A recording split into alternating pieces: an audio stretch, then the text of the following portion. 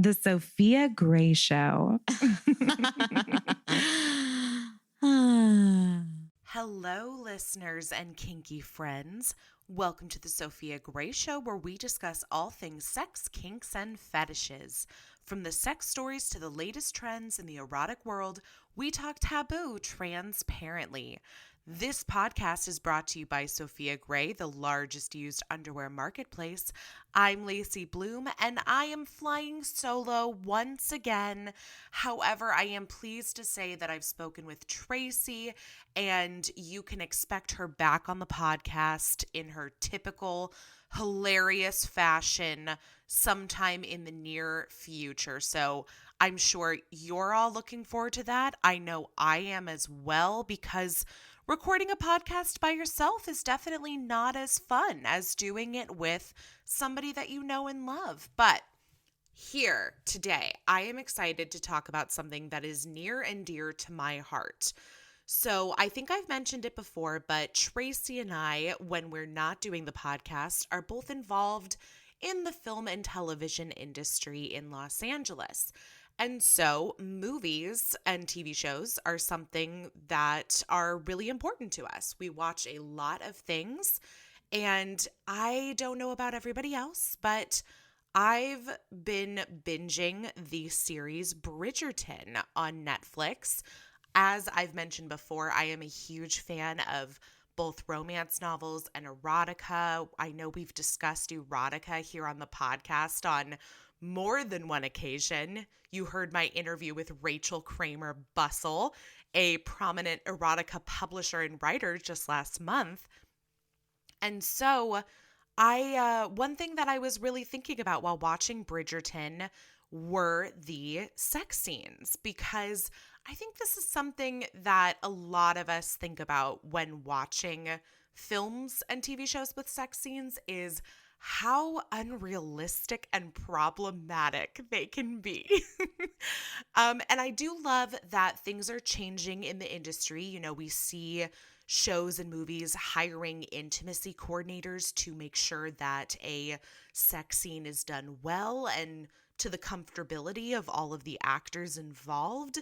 However, we have to be honest that movie and TV show lovemaking scenes tend to leave out quite a few things, especially when it comes to realistic moments of sex. So let's talk about movies versus real life sex edition.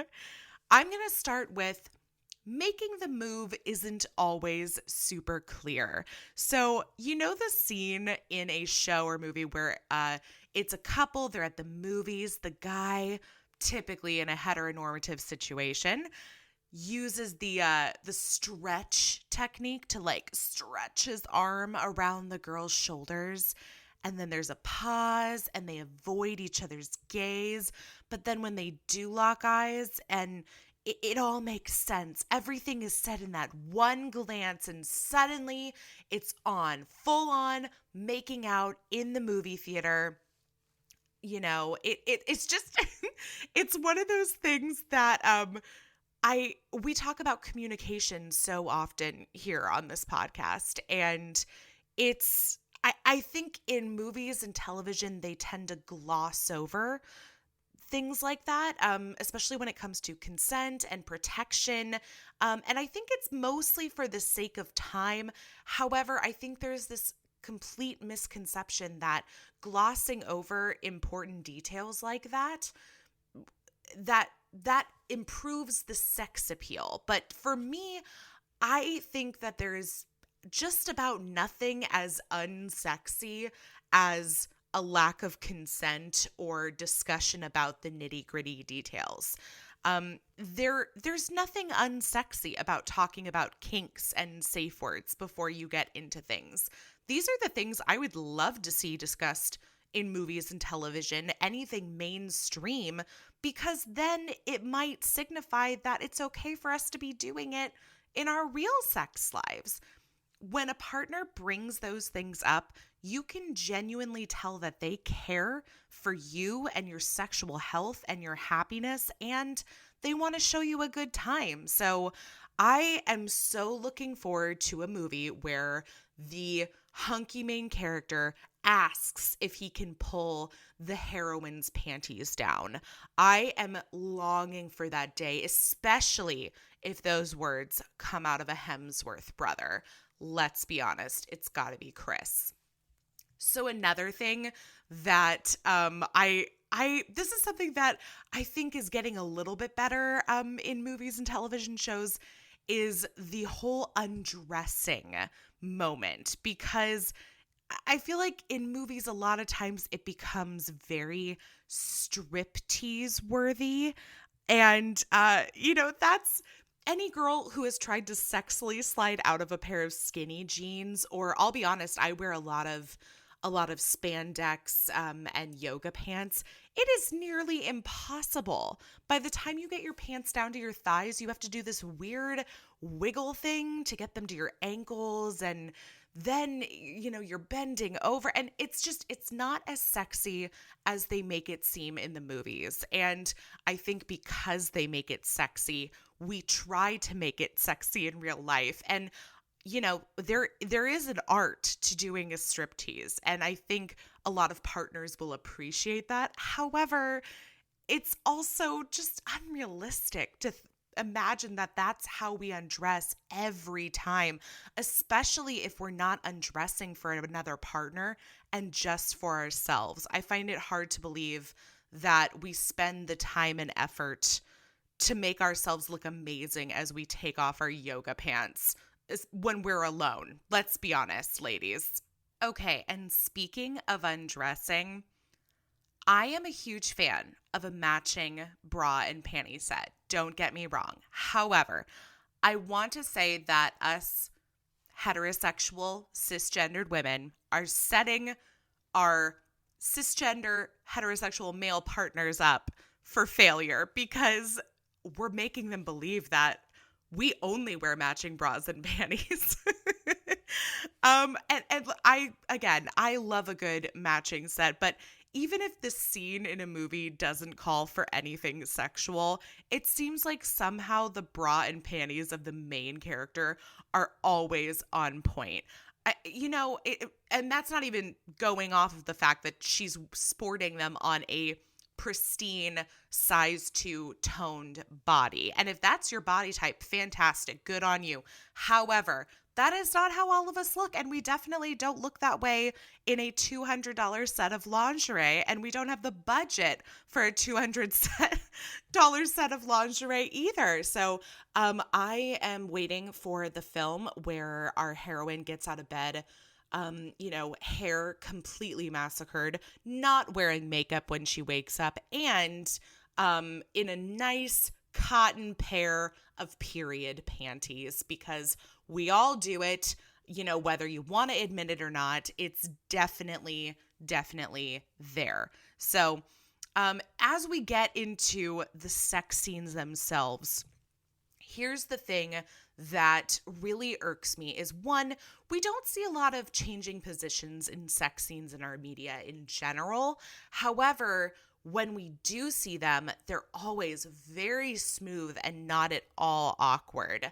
And this just isn't realistic, because no matter how many times we try the whole rolling from me on top to him on top thing, it never ever gels perfectly. In movies, we see them effortlessly rolling around on the bed, having the time of their lives, orgasming left and right. I feel like the only exception is that sometimes in a comedy film, you do see the change of position being used as comedic relief or cheap laughs because it's so awkward, which I feel like is a whole other problem. Like there's something to be said about like the awkward change and how it's not perfect. However, at the same time, I don't really want to see people making a joke out of it either. I guess it would have to depend on the context, because I'm all for laughing and having a good time during sex. However, again, I just don't want to make a mockery of it. It's the same way that I feel like a lot of times we make fun of fat characters in films and television simply because of their body type. So, simply said, in reality, there are very few times you can make a smooth sex position transition without him slipping out of you or you having to adjust yourselves in a not so sexy way. And that's perfectly fine. I just want to see it reflected on screen. So another one that this is a prime example in the Bridgerton series is sometimes it's hard to get it in, but you would know it from watching film and television. I don't just mean men looking for the clit. I'm talking about actual P in the V sex. Sometimes the P just can't seem to find the V, or there might even be an accidental P in A situation. It happens, but do you know where it doesn't happen? That's right, in the movies. Now, obviously, movies are scripted and actors aren't usually having sex with their co-stars. It's very rare for that to happen, although it has happened. They could at least pretend to fumble sometimes, I feel like, to make the rest of us feel a little bit better about not being able to get it in on the first try, because of vaginal dryness or being drunk and uncoordinated. How many times have we seen that in a movie? Or just not being able to see very well. It's perfectly natural to need to pause and readjust. I feel like the only time we ever see anything of this nature in a film is when the characters are losing their virginity. And again, it borderline jokes about it and makes a mockery of the fact that, oh, this is a character having sex for the first time and they don't know where the right hole is. So just another thing to think about and notice the next time you watch a cringe-worthy sex scene on screen. Now, let's talk about one of my biggest pet peeves, and that is orgasms. Not that I don't love a good orgasm. I'm talking about orgasms in movies and television shows. Two things when it comes to orgasms. First thing, not everyone is extremely loud when they orgasm. Now, I know this might come as a surprise to some people, but loud doesn't necessarily equal better orgasms. In fact, many people aren't loud when they orgasm, and there's nothing wrong with that. Sometimes there's a loud buildup and then a quiet, breathless release, or sometimes there's a quiet buildup with a loud climax. Everyone orgasms differently, but for some reason, movies have associated being loud with being satisfied. And that's just a shame because once again, we're perpetuating the myth that if your partner isn't moaning, audibly moaning loud beyond control, then they aren't having a good time. And that's just false. The second thing when it comes to orgasms is that how many times have you watched a movie or TV show where the moment they start having sex, the female character begins orgasming? Now, I wish I could say that was real. I wish I could say that happened that way. However, I would love to see a little work put in. I didn't even think about this before, but climaxing at the same time as your lover would be another facet of orgasming to talk about when it comes to movie scenes. I don't know if you've noticed it, but there's always those final few thrusts or that scene where it cuts to a couple lying happily in bed right after the deed is done and they both have that fresh orgasm happy face on. But in reality, I'm sure most of us know that climaxing at the same time as your partner can be tricky. Not impossible, just, a little more difficult. And not only that, but it's entirely possible that you might not climax at all. And I don't think I'm bursting anybody's bubble when I say that, unless your knowledge of, sex and what that looks like comes from movies and television and only movies and television. According to a 2017 Metro article, up to 80% of women don't climax from penetrative sex alone, which is typically, let's be honest, the only thing being shown on screen, other than oral sex occasionally, which is usually shown more as quick foreplay and not the main event. In fact, I can count on one hand the amount of movies and shows I've seen where it was all about the oral sex and not leading up to something else. So while it is totally possible to climax at the same time, the same survey said that 80% of couples have said it's happened to them before. It's not a given, and it certainly won't happen every time you have sex. So Hollywood, listen up. Now, this is something that I've noticed through my reading of erotica and romance as well, but I am deeply disturbed by the lack of lube that is used in our media.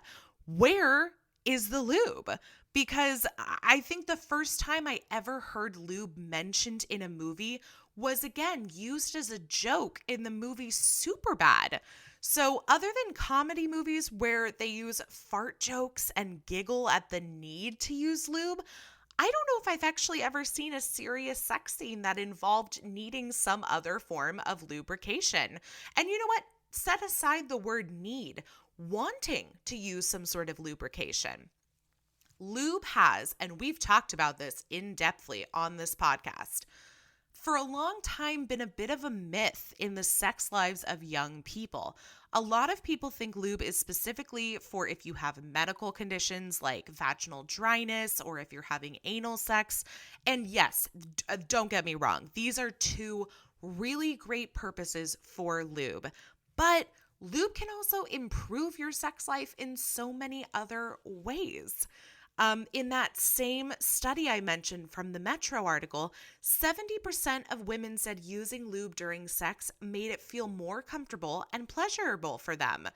I'm not surprised. And we've talked about this on the podcast. We have a whole episode dedicated to lube, but we've got flavored lube, numbing lube, scented lube, warming lube, cooling lube. There is so much lube in the world, and it is completely underrated. So I think we need to talk about lube in general a lot more, and the way we can do that is through the media that we are creating and consuming, whether it's a book, a movie, a television show, the latest song from Megan Thee Stallion. I want to hear more people talking about lube, because once we start talking about it, then we'll start using it even more.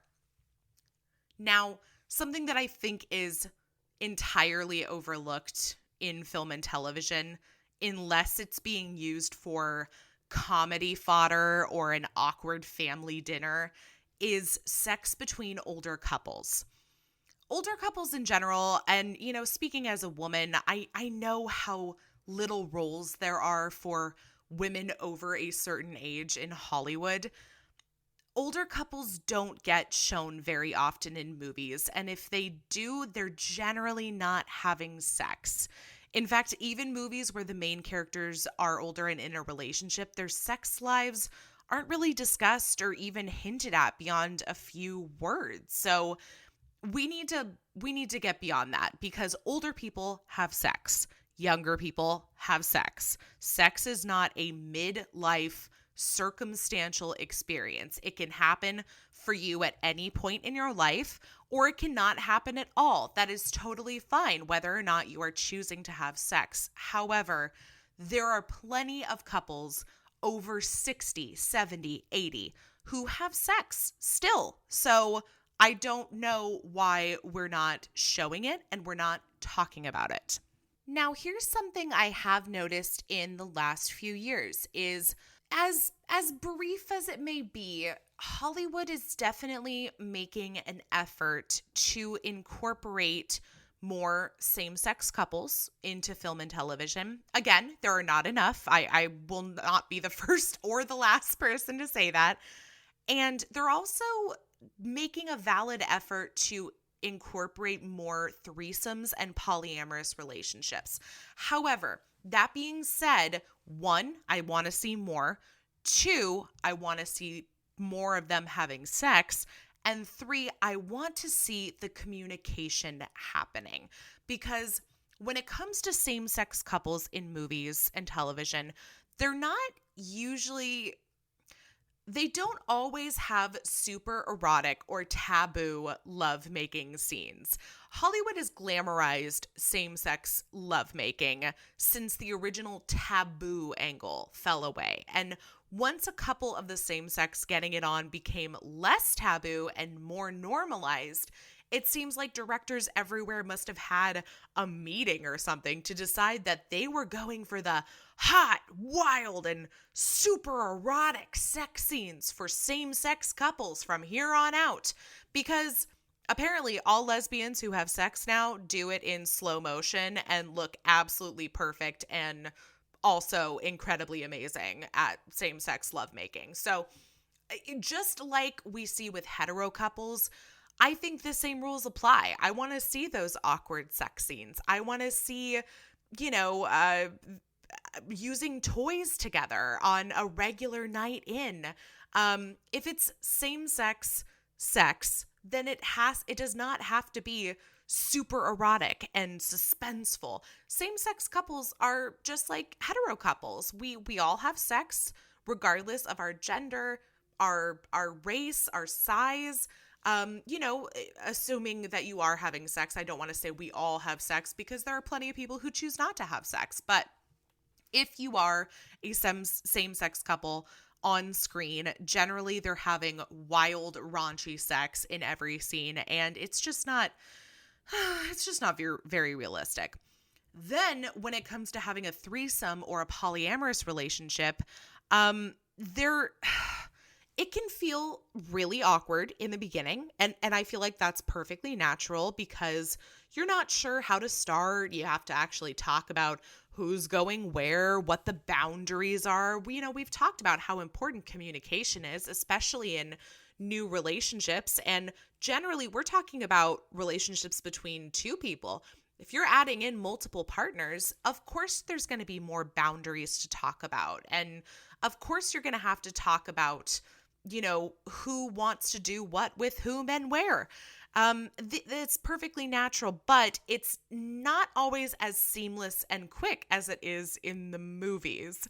Real threesomes, foursomes, moresomes require conversations, and lots of conversations at that. And if they're awkward in the beginning, I would expect nothing differently.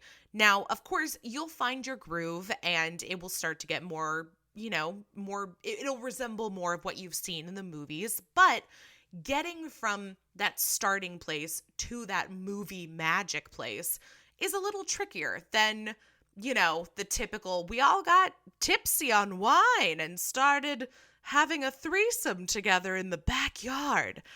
Again, conversations, talking, very important in any relationship, especially the more partners that you add into it.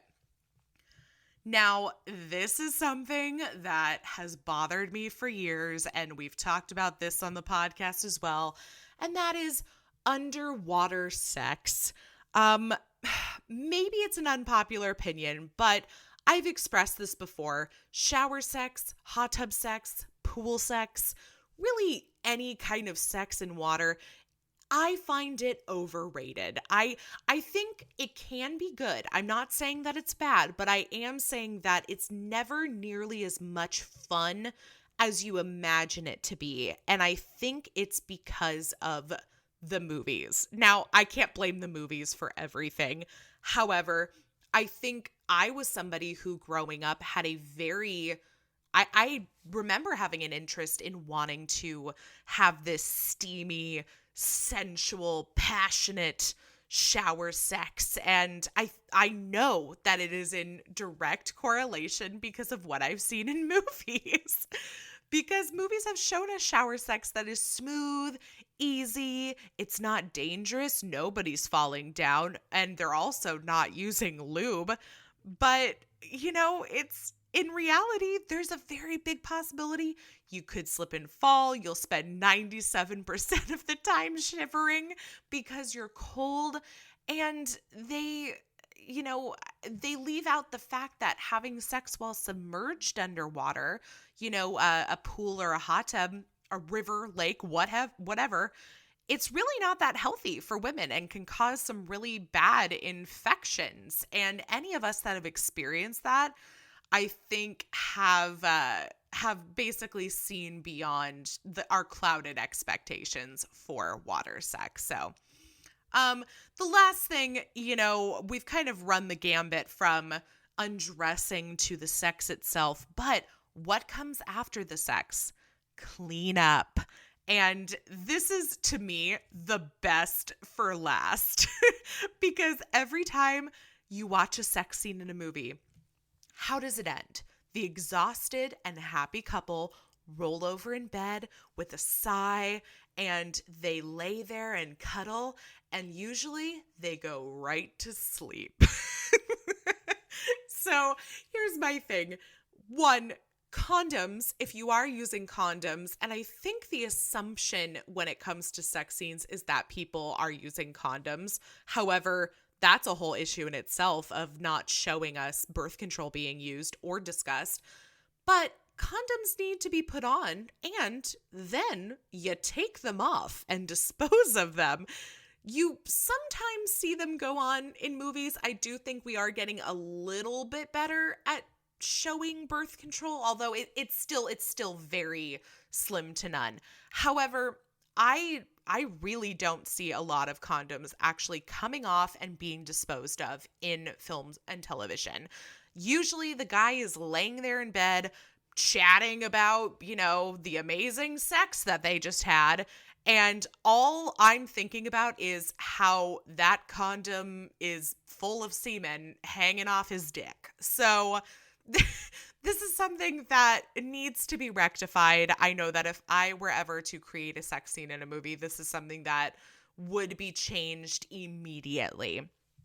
So here's another one that I don't think a lot of people think about, but now that I'm planting the seed in your head, you will never be able to forget it the next time you watch a movie. And that is the wet spot. Because if you're lucky, when you've finished having sex, there is generally a wet spot on the bed. A combination of fluids, sweat, a little bit of everything. And who's changing the bed?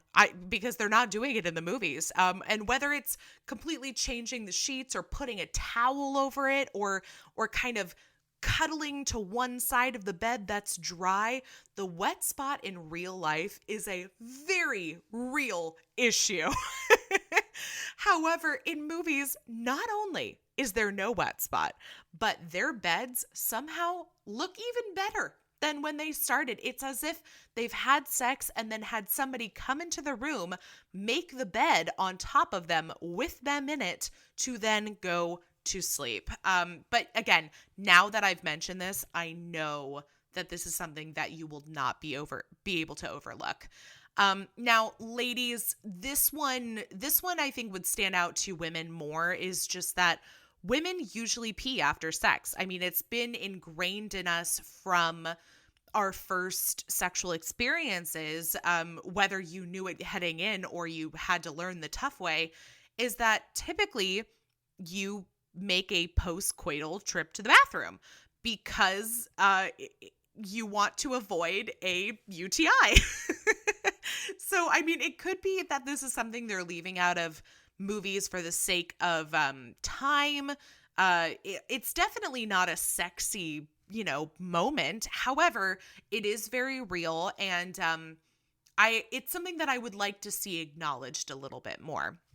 And finally, speaking about fluids, why is nobody sweating? That's what I want to know. I want to know why, after all this rigorous, passionate, kinky sex, nobody is sweating and they look absolutely gorgeous, like they just had their makeup done. And let's be honest, it's because that is what happened. These are actors. This is them imitating life. However, I don't think it would hurt the makeup department to put a little sweaty glow on them for realism's sake. And again, take everything I'm saying with a grain of salt because movies are movies and life is life. They are not one and the same. Although I do think that, art does imitate life. But as a final reminder, life is not a movie. Things, especially romantic and sexual relationships, they get complicated and messy and emotional. And while I think we see a lot of those emotions reflected on screen, I don't know if we do see enough of the physical complications on screen. And that's kind of where I'd like to see filmmaking go, speaking as a female filmmaker. But in the meantime, the important thing is to recognize these sexy scenes in movies for what they are. And that is simply a good way to pass the time. Now, you are more than welcome to use them for inspiration, to set the mood, to get some ideas for your next date night. But really, that's all it is. Something to watch while you're getting ready for your date, something to put on between the time your date arrives and when you're undressing each other on the couch. And from there, it's all up to you. And please, please, please do it with lube. Whether you're looking to buy or sell used panties, Sofia Gray has got you covered. If you want to earn some extra cash, you can set up your own shop in minutes and start selling your own used underwear. And they take no commission. You'll keep 100% of every single sale that you make. If you've got a kink for used panties and you're looking to buy your next pair, look no further. The whole process is completely anonymous. Sofia Gray will never share, store, or archive your personal information. The name Sofia Gray won't even appear on your bank receipt. So head on over to sofiagray.com to start selling or buying used panties now. If you're a fan of the podcast, we hope you'll subscribe on your favorite podcast streaming platform. You can also leave us a review on Apple Podcasts to let us know what you think. And while you're at it, feel free to share your feedback or questions by sending an email to podcast@sofiagray.com. Until next time, I'm Tracy Bust. And I'm Lacey Bloom. And we're here to say, let them be kinky. There is no kink shaming here.